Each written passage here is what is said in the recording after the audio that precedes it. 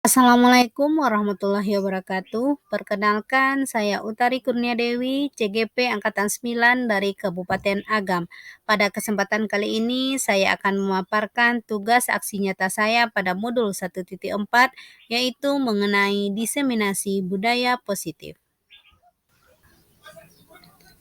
Pada aksi nyata modul 1.4 ini, saya melakukan penyebaran pemahaman kepada rekan-rekan sesama guru di tempat mengajar saya, yaitu di TK Fatimah, Kecamatan Tilatang Kamang, Kabupaten Agam. Assalamualaikum warahmatullahi wabarakatuh. Waalaikumsalam warahmatullahi wabarakatuh. Selamat siang ibu-ibu hebat semuanya. Alhamdulillahillazi arsala rasulahu bil huda wa dinil haq liyuzhirahu 'ala dini kulli wa kafa billahi shahida. Asyhadu an la ilaha illallah wa asyhadu anna Muhammadan abduhu wa rasuluh la nabiyya ba'da amma ba'd. Pertama dan terutama sekali, marilah kita panjatkan puji beserta syukur kita kehadiran Allah Subhanahu wa taala yang mana Beliau telah melimpahkan rahmat dan karunia-Nya kepada kita bersama sehingga kita dapat berkumpul di ruangan yang berbahagia ini. Salawat dengan salam tak bosan-bosannya kita hadiahkan buat Nabi besar junjungan kita, yakni Nabi Muhammad sallallahu alaihi wasallam. Yang telah mengangkat kita dari jurang kebodohan yang penuh dengan kegelapan ke alam yang terang benderang dan berilmu pengetahuan seperti yang kita rasakan pada saat sekarang ini. Yang sama-sama kita hormati Ibu Mira Susanti sebagai Kepala Sekolah TK Fatimah. Terima kasih Ibu telah memberikan kesempatan kepada saya untuk berdiri di depan pada hari ini untuk menyampaikan penyebaran pemahaman budaya positif di lingkungan sekolah kita. Selanjutnya yang saya cintai ibu-ibu majelis guru TK Fatimah yang tak dapat saya sebutkan namanya satu persatu. Terima kasih sudah bisa hadir di ruangan ini untuk menyaksikan saya dalam kegiatan penyebaran pemahaman budaya positif di lingkungan sekolah kita. Sama-sama kita ketahui saya adalah calon guru penggerak angkatan 9 di Kabupaten Agam.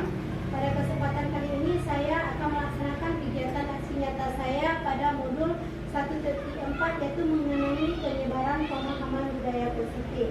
Mohon maaf sebelumnya, kegiatan ini bukan bertujuan untuk menggurui, bukan untuk adu ilmu atau sepintar atau bagaimana, tapi tujuan saya di sini untuk berbagi ilmu. Saya tahu ibu-ibu di sini lebih banyak yang berpengalaman dan lebih kompeten dari saya. Bahkan ada beberapa dari ibu-ibu sudah ada yang jebolan dari guru penggerak. Jadi di sini saya berbagi, tujuannya nanti kalau seandainya ada yang lupa, kita saling mengingatkan. Bagi yang ibu-ibu yang belum tahu, kita bisa saling berbagi apa yang saya dapatkan di CGP Angkatan 9 ini. Baiklah, kita langsung saja ya ibu-ibu. Penyebaran pemahaman budaya positif di lingkungan sekolah.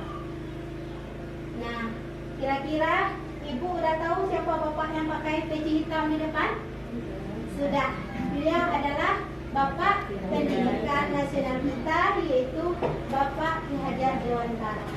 Filosofi pendidikan nasional dikemukakan beliau yaitu pendidikan untuk anak usia dini, untuk anak SD mulai dari TK sampai pendidikan atas. Pendidikan itu menuntun, kalau menurut beliau yaitu menuntun anak sesuai dengan kodratnya, yaitu kodrat alam, kodrat zaman, dan pendidikan yang berpihak pada diri.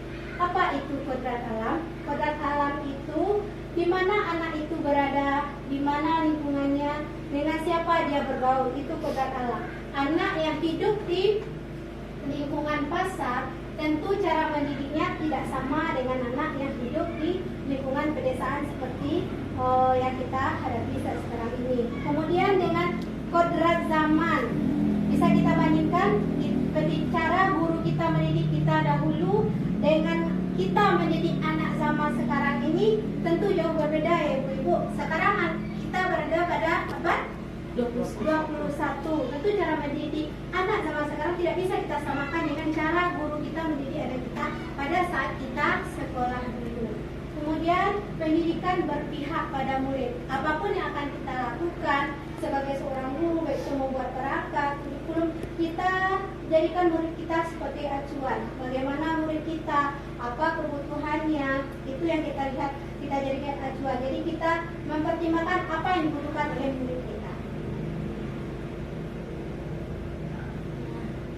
Selanjutnya, perubahan paradigma belajar. Nah, saya minta kepada ibu-ibu semua untuk mengepalkan tangannya satu aja.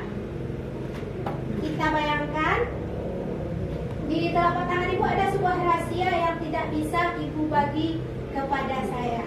Sekarang saya tanya sama Bu, kalau seandainya saya membujuk Bu Mel untuk membuka isi telapak tangan Bu Mel karena ada sesuatu yang saya ingin tahu di sana, apakah Bu Mel mau? Tidak mau. Sama Bunda Bet, misalkan gini, kalau saya ancam nih, Bu Bet, coba buka tangan Bu Bet, saya punya tahu isinya. Kalau nggak mau Bu Bet, nanti misalkan saya pukul Bu Bet, mau nggak Bu Bet? Nggak mau. Sama Bu Santi, saya rayu nih, saya gelitik, Bu Santi ayo lah Bu Santi, lihat saya isinya. Kira-kira mau nggak Bu Santi buka? Nah, nggak mau. Ada kalanya di lain waktu, di lain kesempatan ada orang yang mau membuka kepala tangannya karena sesuai dengan apa, atau sesuai dengan ancaman, atau sesuai dengan rayu yang diberikan oleh seseorang. Kegiatan membuka, menutup itu dikendalikan oleh siapa? Oleh diri kita sendiri, bukan orang lain. Jadi kita mau membuka, kita mau menutup, itu yang menentukan diri kita sendiri. Begitu juga dengan anak-anak kita.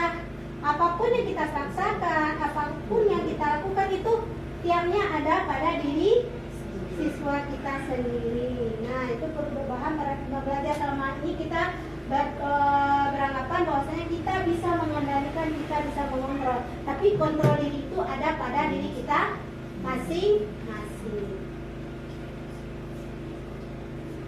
Nah, ini perubahan paradigma teori kontrol menurut Dr. William Glasser. Ada 4 ilusi menurut William Glasser. Yang pertama, ilusi bahwa guru mengontrol murid. Dulunya kita beranggapan bahwa kita bisa memaksa murid untuk menghentikan sesuatu yang tidak seharusnya. Tapi ada kalanya murid itu mau melakukan karena dia setuju, ada kalanya tidak. Yang ada kalanya tidak, inilah yang menimbulkan efek tidak baik. Jadi kita tidak selamanya bisa mengontrol murid itu sesuai dengan kehendak kita. Kemudian ilusi bahwa semua penguatan positif efektif dan bermanfaat. Nah, selama ini kita di TK apapun tindakan positif anak kan kita puji bagus, kita beri motivasi. Tujuan kita kan nanti akan dia meningkat ke arah yang lebih baik lagi, dia termotivasi untuk terus melakukan kegiatan positif. Tapi tidak, ibu-ibu, penguatan positif yang kita lakukan tersebut ternyata tidak efektif. Kenapa? Contohnya, saya puji Bunda Mel yang mau buang sampah pada tempatnya. Aduh, Bu Mel hari ini hebat sekali ya, udah buang sampah pada tempatnya. Ternyata besoknya Bu Mel buang sampah lagi, saya nggak nampak. Jadi Bu Mel ini merasa, saya udah capek-capek buang sampah, nggak dapat pujian. Nah, jadi besoknya lagi dia nggak mau buang sampah. Jadi karena dia berharap pujian, dia tak dapat pujian, dia nggak mau lagi. Berarti ilusi bahwa semua penguatan positif itu tidak efektif. Kemudian ilusi bahwa kritik dan membuat orang merasa bersalah dapat menguatkan karakter. Kadang ada siswa kita yang salah atau teman kita yang salah, kita kritik dengan anak kita tunjukkan apa yang seharusnya dilakukan.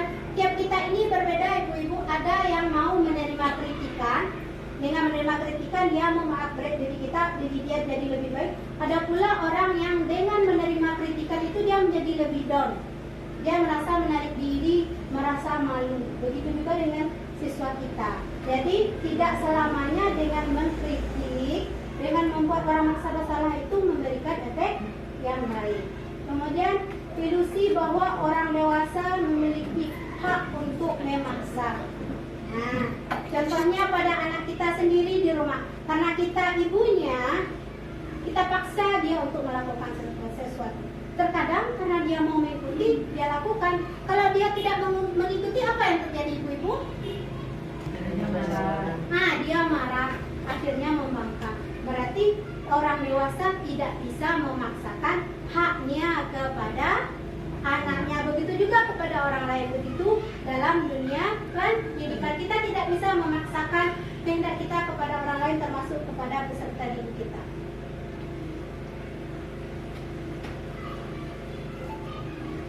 Selanjutnya, disiplin positif. Kira-kira apa yang terlintas di pikiran kita semua, ibu semua, dengan mendengar kata disiplin? Nah, menghukum kata mulai ini. Ada lagi? Peraturan. Ada lagi? Disiplin dan hukuman, apakah artinya sama atau berbeda? Berbeda. Kalau berbeda, apa bedanya? Kira-kira berbeda. Kalau disiplin aturan yang kita kerjakan, kalau hukuman sesuatu yang kita kerjakan yang tidak sesuai dengan peraturan yang telah dibuat. Ya, terima kasih Bunda Bet. Sama-sama. Sekarang kita lihat makna kata disiplin. Nah, disiplin berasal dari bahasa Latin yaitu disiplina yang artinya belajar. Makna asal dari kata ini berkonotasi dengan disiplin dari diri murid menurut Socrates dan Plato. Disiplin diri membuat orang menggali potensinya menuju sebuah tujuan apa yang dia hargai. Namun, dalam budaya kita, makna kata disiplin telah berubah menjadi sesuatu yang dilakukan seseorang pada orang lain untuk mendapatkan kepatuhan. Kita cenderung menghubungkan kata disiplin dengan ketidaknyamanan, seperti aturan kata budaya tadi ya, bukan dengan apa yang kita hargai. Nilai-nilai kebajikan universal. Nilai kebajikan universal merupakan payung besar dari sikap dan perilaku seseorang. Nilai kebajikan universal adalah sifat-sifat positif manusia yang merupakan tujuan mulia yang ingin dicapai setiap individu. Diana Gosen mengemukakan bahwa dengan mengaitkan nilai-nilai kebajikan yang diyakini, maka motivasi intrinsiknya akan terbangun sehingga menggerakkan motivasi dari dalam untuk mencapai tujuan mulia yang diinginkan. Ini contoh-contoh nilai-nilai kebajikan universal. Yang pertama, profil pelajar Pancasila yang sedang kita dengar sedang maraknya dalam kurikulum mereka, yaitu yang pertama, beriman dan bertakwa kepada Tuhan yang Maha Esa serta berakhlak mulia. Kemudian, berkebinekaan global, mandiri, bernalar kritis, gotong royong, dan kreatif. Selanjutnya, 9 pilar karakter. Yang pertama, cinta Tuhan dan segenap ciptaannya, kemandirian dan tanggung jawab, kejujuran atau amanah, diplomatis, hormat dan santun, dermawan, suka menolong, dan gotong royong. Selanjutnya, percaya diri, kreatif, dan pekerja keras. Selanjutnya, kepemimpinan dan keadilan, baik dan rendah hati, toleransi, kedamaian, dan kesatuan. Contoh nilai-nilai kebajikan universal lainnya yaitu Primary Years Program. Yang pertama, rasa hormat, integritas, mandiri, menghargai, antusias, empati, dan lain-lain. Kemudian petunjuk seumur hidup, dapat dipercaya, pendengar yang aktif, bekerja sama, keingintahuan, usaha, keluasan, dan lain-lain.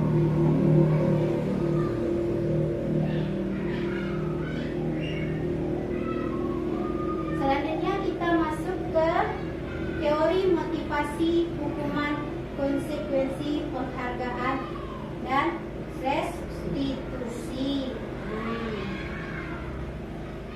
Teori motivasi. Teori motivasi ini ada 3. Yang pertama, untuk menghindari ketidaknyamanan atau hukuman.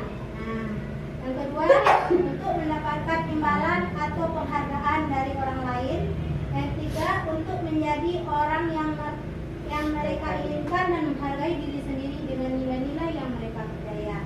Contohnya, Bu Linda datang tepat waktu untuk menghindari ketidaknyamanan.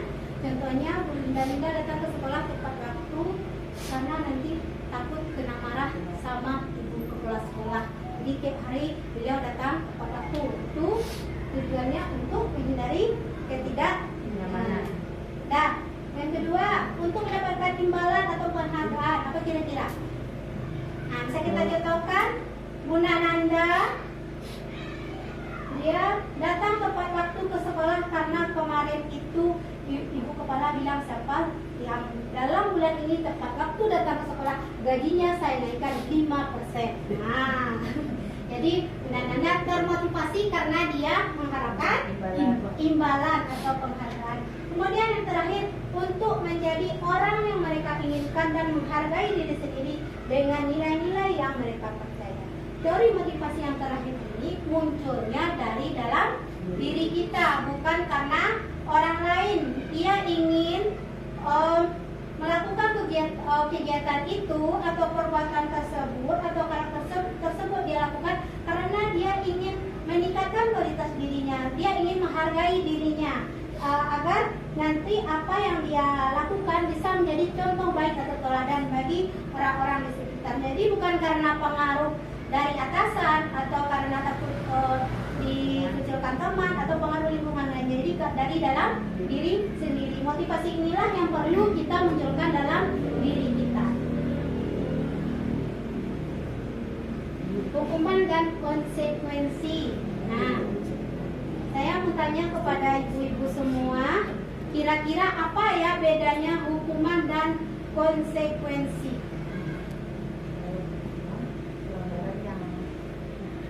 Pelanggaran yang tidak ditetapkan. Kalau hukuman, Pelanggaran yang dibuat tapi tidak disepakati bersama. pelanggaran yang dibuat tapi tidak disepakati bersama. Kemudian kalau konsekuensi, Belum ditetapkan bersama.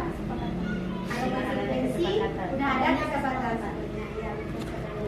Karena kita lihat hukuman dan konsekuensi tindakan terhadap pelanggaran ini. Yang hukuman tidak terencana dan tiba-tiba. Anak tidak tahu apa yang akan terjadi dan tidak dilibatkan. Kemudian bersifat satu arah. Biasanya berupa fisik atau psikis. Kemudian anak merasa tersakiti dengan perbuatan atau perkataan. Contohnya seperti ini. Pada kasus anak yang terlambat pergi sekolah, kemudian dia salah pula pakai sepatu. Hasilnya sepatunya diambil sama penjaga sekolah.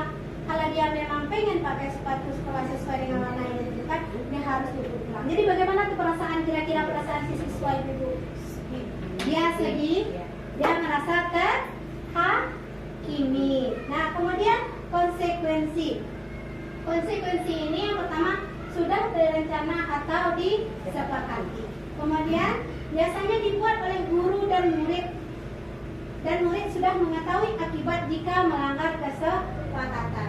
Yang ketiga, ketidaknyamanan jangka waktu pendek.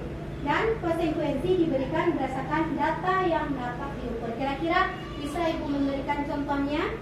Contoh dari konsekuensi?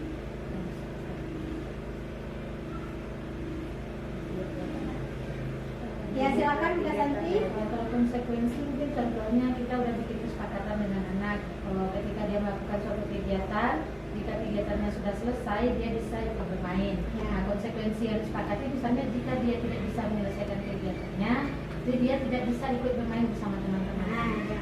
Terima kasih Bunda Santi, itu salah satu konsekuensi. Jadi sebelumnya kita udah buat itu kesepakatan bersama anak. Seperti yang dikatakan Bunda Santi tadi, kalau anak Bunda belum selesai mengerjakan kegiatan, berarti belum boleh melakukan kegiatan bermain. Jadi nanti anak akan mengerti sendiri, dia belum bisa melakukan kegiatan main karena dia belum selesai melakukan kegiatannya. Jadi dia tidak ada merasa terhakimi atau terzalimi dengan apa yang kita lakukan. Itu beda hukuman dengan konsekuensi. Nah, dihukum dengan penghargaan. Kalau kita membayangkan kalau kita diberi penghargaan, bagaimana rasanya Ibu? Senang. Ternyata penghargaan itu bisa menghukum. Nah, kenapa penghargaan bisa menghukum? Karena menurut Al-Fiqh, baik penghargaan maupun hukuman adalah cara mengontrol perilaku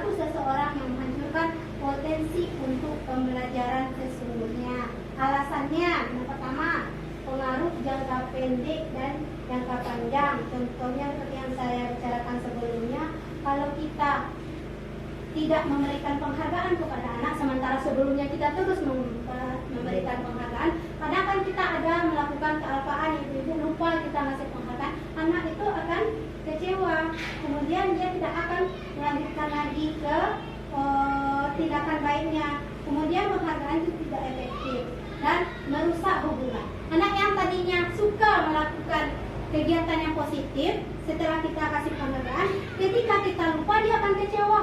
Ah, bunda itu kemarin aku dikasihnya pujian, sekarang enggak. Anak pun merasa kecewa dengan kita, secara tidak langsung hubungan dia juga akan terganggu dengan kita, akan merusak hubungannya dengan kita. Kemudian penghargaan mengurangi ketepatan, menurunkan kualitas dan mematikan kreativitas. Nah, sama ibu-ibu, anak yang kreativitasnya yang muncul, kita puji dia tambah semangat, kemudian dia kreatif lagi, lupa kita memujinya, anak itu akan malas lagi dia. Jadi kreativitas itu bisa dikatakan mati. Kemudian penghargaan menghukum. Orang yang biasanya dipuji, terus dipuji, suatu saat dia tidak dipuji, bagaimana perasaannya? Contohnya kita sendiri, biasanya dipuji oleh suami itu sebelum pergi sekolah. Duh, cantiknya istri saya. Hari ini tidak dipuji, bagaimana perasaan ibu-ibu? Sakit. Nah, sakit hati, sedih. Kenapa ya? Kenapa aku tidak dipuji? Sama dengan seperti itu. Begitu juga dengan anak-anak. Kemudian memotivasi diri dari dalam diri.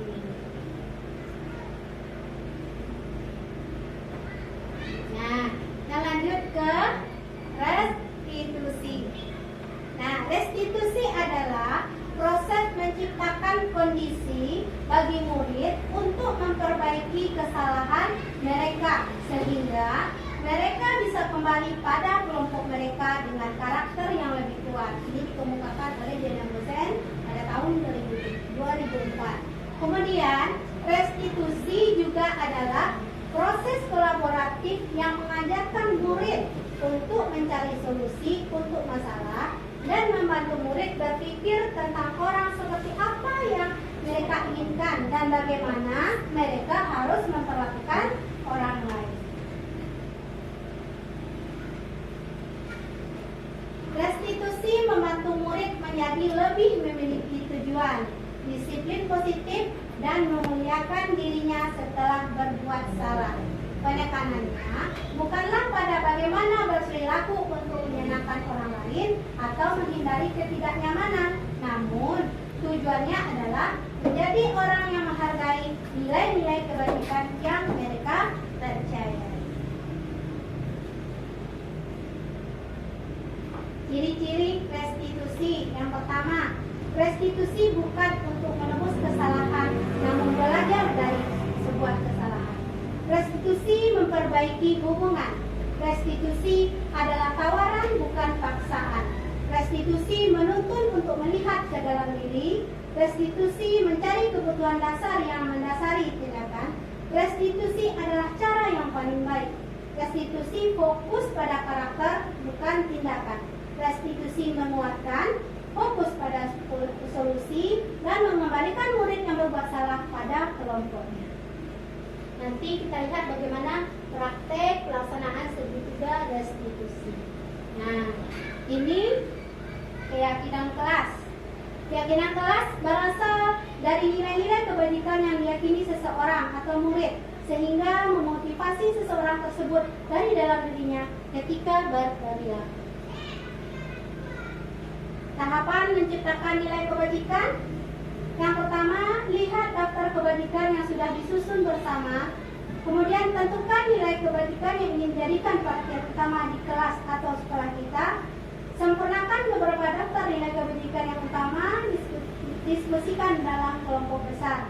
Dan terakhir, buatlah poster atau muat di sosial media keyakinan kelas yang telah kita buat. Nah, sebentar kita lihat bagaimana video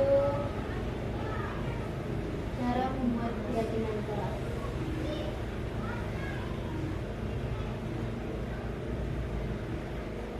Kira nampak ibu?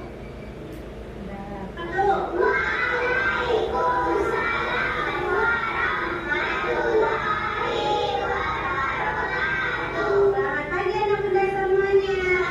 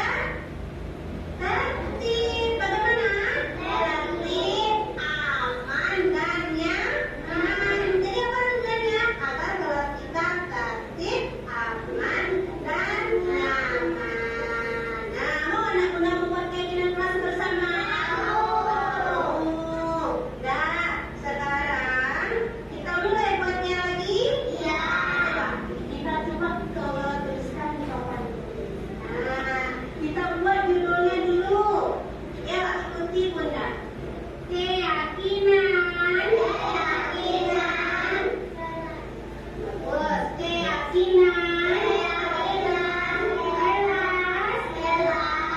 Kita kelompok berapa? Kelompok. Kelompok B6. Nah, ada yang punya usul. Keinginan kelas kita apa? Ada yang punya usul? Ada nah? Nah, kita mulai dari saat kita datang pagi. Kalau datang ke sekolah bagaimana? Terlepas. Nyampe di gerbang kita bagaimana? Kalau datang ke sekolah bagaimana? Bagus, salaman dulu. Kemudian salaman itu gimana? Ucap salam dan bersalaman dengan siapa? Bunda. Nah, kita buat di sini.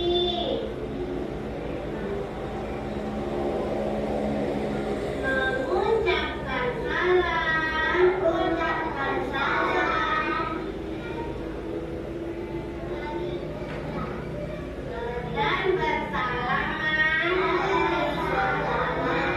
Bersalaman dengan satu bunda aja.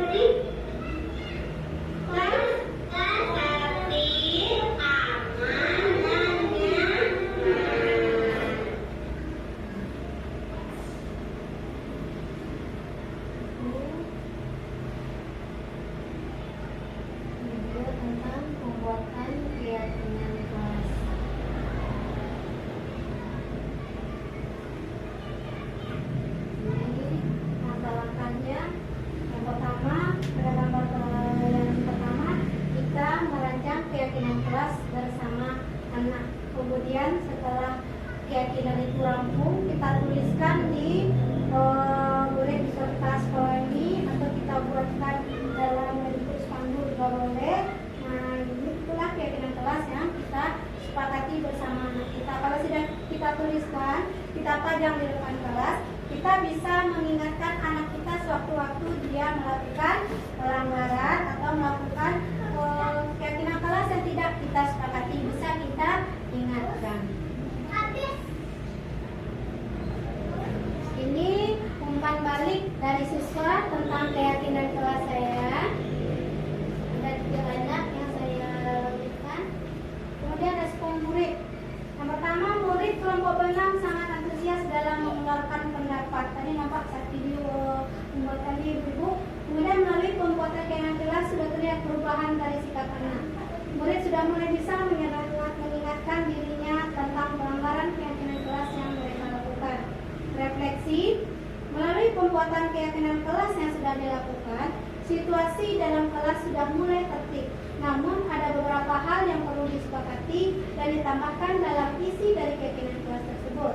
Rencana tindak lanjut yaitu melakukan diskusi tambahan untuk kesempurnaan keyakinan kelas pada kelompok ini.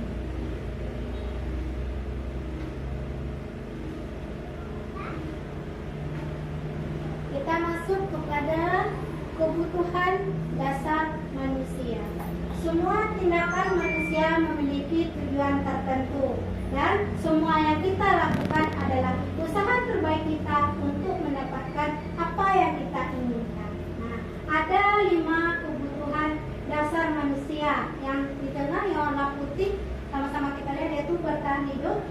Kemudian ada penguasaan, ada kasih sayang dan rasa diterima, kebebasan, dan kesenangan.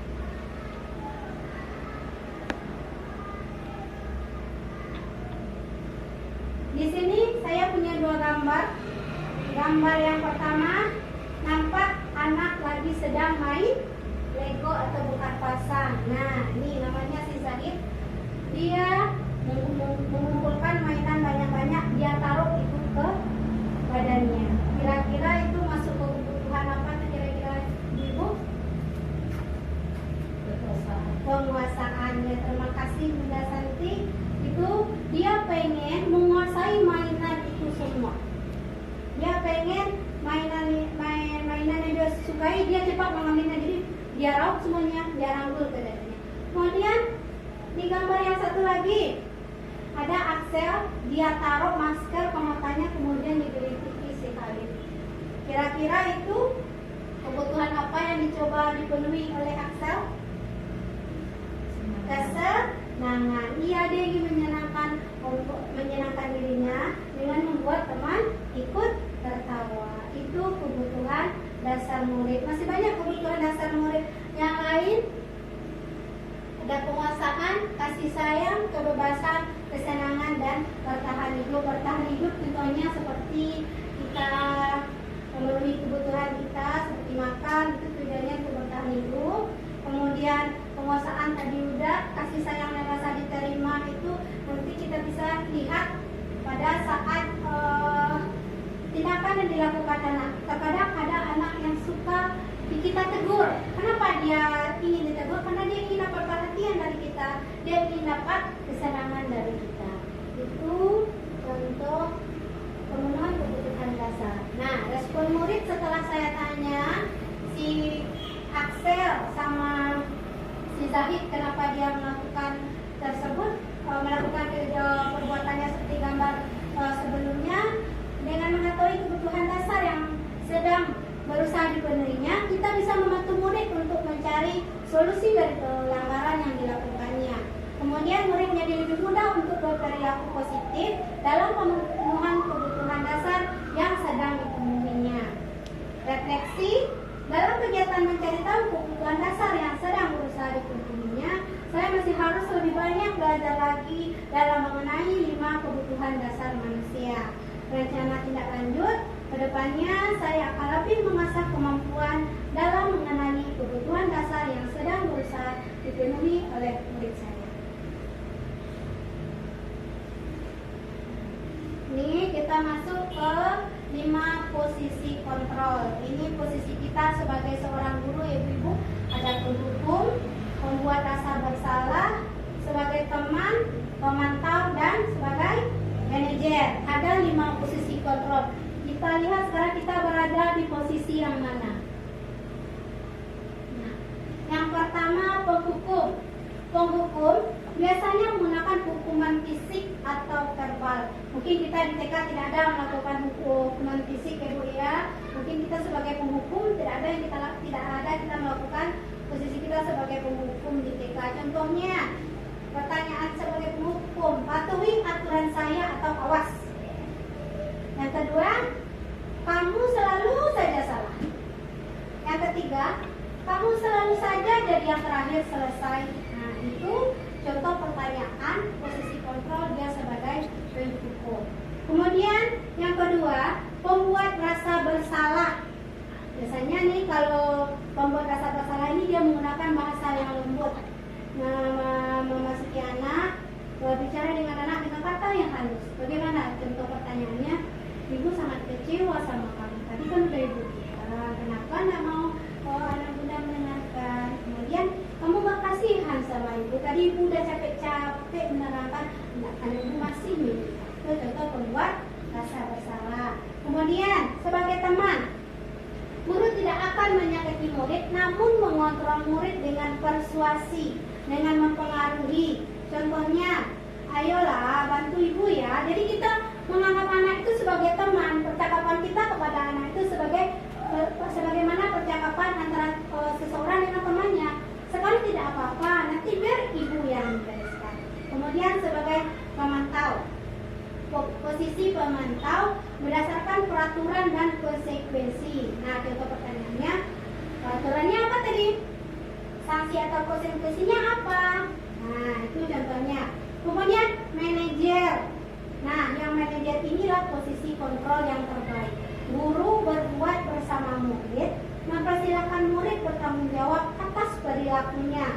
Contoh pertanyaannya, apa yang kita yakini? Jika kamu meyakininya, apakah kamu bersedia memperkatakannya? Jadi bahasanya itu halus. Kita menjalin kesepakatan antara kita dan murid, bukan kita saja yang mengambil keputusan. Mungkin selama ini saya jujur sebelum mempelajari posisi kontrol ini, saya sering melakukan pembuat rasa bersalah dan teman. Itu sering saya lakukan posisi tersebut kepada anak-anak kita di sekolah. Mungkin ibu-ibu juga melakukan seperti itu. Jadi setelah mempelajari materi ini, kita berharap kita bisa memposisikan diri kita itu sebagai manajer. Kita mengajak anak kita untuk bekerja sama, untuk meyakini apa yang telah dia kerjakan itu salah, dan kita perbaiki kesalahan itu secara bersama-sama. Segitiga restitusi, ada 3 langkah. Yang pertama, menstabilkan identitas. Dengan teori kontrolnya, kita semua akan melakukan hal terbaik yang bisa kita lakukan. Yang kedua, validasi tindakan yang salah. Teori kontrolnya, semua perilaku memiliki alasan. Yang ketiga, menanyakan keyakinan. Kita semua memiliki motivasi internal. Ini diagram segitiga restitusi.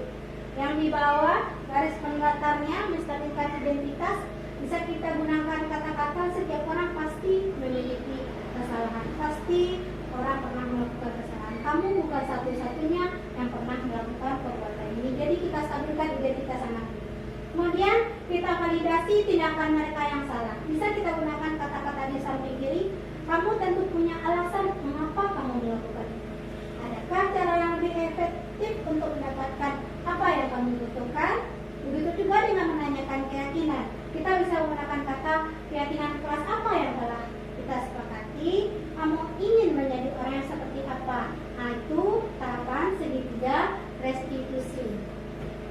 Nah, sekarang kita lihat bagaimana saya mempraktekkan pembuatan segitiga restitusi. Sebentar ya Ibu. Ya.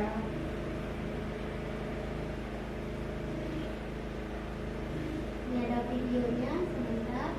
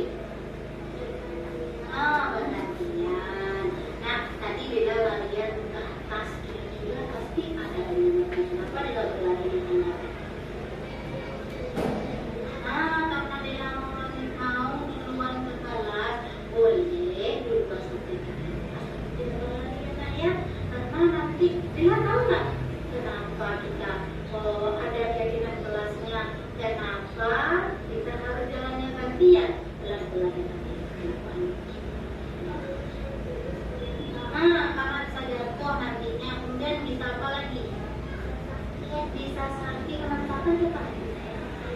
Anak muda juga, dengan juga yang belum bisa merasakannya ya. Sekarang dia udah tahu karena dia lagi bilang itu menjadi tentang yang salah. Mau nggak dalam sekarang aja saya? Mau, gimana caranya nak? Ya minta maaf, udah saya maafkan. Kemudian gimana lagi memperbaikinya? Nih harus berhati-hati bahwa jalan di tangannya gimana lagi? Bergantian. Terus gimana lagi nak? Jalan. Iya hebat. Mau lagi memperbaiki kesalahannya? Mau hebat. Terima kasih. Boleh main dengan ya nak ya. Terima kasih Dela. Itu contoh pembuatan segitiga restitusi.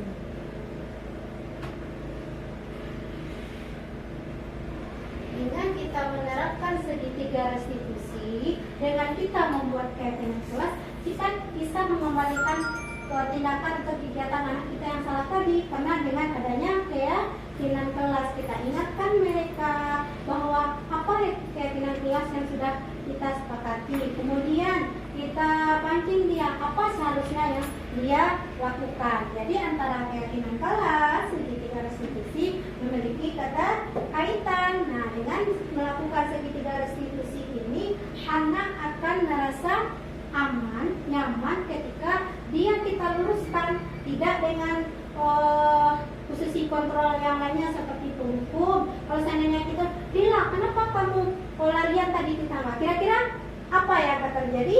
Anak akan bisa menangis, bisa marah, bisa takut dengan kita. Jadi dengan segitiga restitusi yang punya tahapan-tahapan mulai dari menstabilkan identitas, kemudian validasi tindakan yang salah dan menanyakan keyakinan, insya Allah anak kita tidak akan merasa terbebani apapun, walaupun meskipun dia ada rasa takut, tapi dengan tahap restitusi yang kita lakukan, dia akan merasa aman, nyaman, dan bisa kita luruskan anak kita tersebut. Nah, ini respon murid.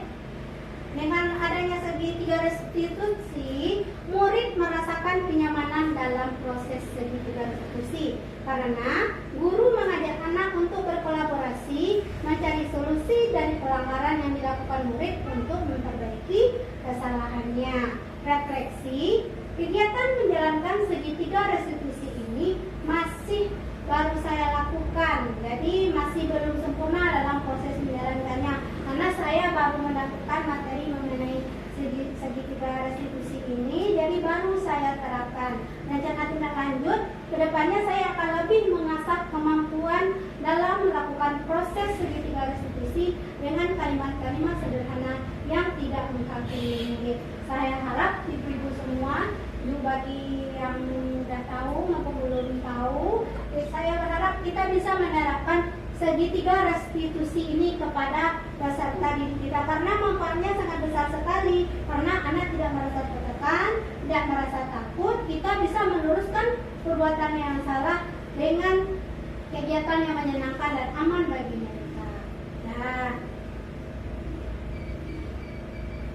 itu sekilas mengenai pemaparan saya memahami mengenai pemahaman budaya positif. Mungkin ibu-ibu ada yang mau ditanyakan? Bu Mel, ada yang tidak dimengerti? Nggak paham. Kira-kira dari pemaparan saya tadi, mungkin karena kurikulum di sekolah kita udah kurikulum merdeka ya Bu Mel ya. Dari posisi kontrol, saya mau tanya, selama ini posisi kontrol apa yang pernah Bu Mel lakukan? Kita kembali ke posisi kontrol. Membuat rasa bersalah mungkin. Ya, membuat rasa bersalah. Kemudian menghukum juga ya. Kemudian teman juga ada. Itu mungkin kealpaan kita ya Bu ya, karena kita belum tahu. Jadi saya berbagi ternyata sebagai penghukum, membuat rasa bersalah sebagai teman pemantau itu tidak cocok kita terapkan, apalagi kita sebagai pendidik anak usia dini. Kemudian Berarti yang tepatnya bagi manajer. nah, tepatnya sebagai manajer, kita berkolaborasi dengan anak, kita bekerja sama dengan anak, kita berbagi dengan dia, kita jelaskan melalui segitiga restitusi melalui keyakinan kelas tadi, kita luruskan perbuatan anak kita yang salah tadi. Jadi kan enak, tidak ada paksaan, tidak ada tekanan, jadi anak kita pun nyaman dengan kita. Jadi terkadang pernah dulu kita melakukan, kenapa kamu pukul juga teman, kan sakit sama teman, nah kasihan sama teman, berarti kita membuat rasa bersalah kepada diri kita. Besoknya dia tidak datang ke sekolah. Kenapa? Karena dia takutlah nanti kita ngadu sama mamanya, takutlah kena marah lagi. Nah, itu akibat dari posisi kontrol yang 4, seperti menghukum, membuat rasa bersalah. Membuat rasa bersalah ini juga terkadang ada yang membuat anak peserta didik itu menarik diri dari kita. Contohnya seperti ini. Kenapa anak bunda dari tadi udah bilang nggak mau mendengarkan bunda? Itu tadi ibu kepala sekolah udah mandir lihat bunda, nanti bunda yang kena marah. Nah kasihan anak bunda sama bunda. Nah setelah kita membuat rasa bersalah, anak itu ada yang menarik dirinya, dia tidak mau dekat lagi dengan kita karena rasa bersalah yang kita kasih sama dia. Aku nggak mau lagi, bunda tuh nanti dia kena marah pula gara-gara aku. Seperti itu. Jadi penghukum otomatis akan memberikan efek yang tidak baik. Membuat rasa bersalah juga tidak baik. Teman juga tidak baik. Nah, karena kita memberikan kebebasan kepada anak. Jadi dia tidak ada rasa hormat, tidak ada istilahnya dia akan menyepelekan kita kalau dia kalau kita memperlakukan dia seperti teman. Jadi mudah-mudahan dengan materi ini kita sama-sama paham, saya juga berubah, kita sama-sama berubah, kita posisikan bahwa kita lagi sebagai manajer. Nah, kira-kira di segitiga restitusi ini pernah nggak Bu Mel mendengar atau menyerapkan? Baru mendengar. Ya bagus ya Bu Mel ya. Segitiga restitusi ini cocok apalagi untuk kita di PAUD. Nah, mungkin itu pemaparan dari saya. Terlebih dan terkurang saya mohon maaf. Semoga bermanfaat. Saya sudahi dengan Assalamualaikum warahmatullahi wabarakatuh. Waalaikumsalam warahmatullahi wabarakatuh. Thank you for watching. Salam guru penggerak. Tergerak, bergerak, menggerakkan.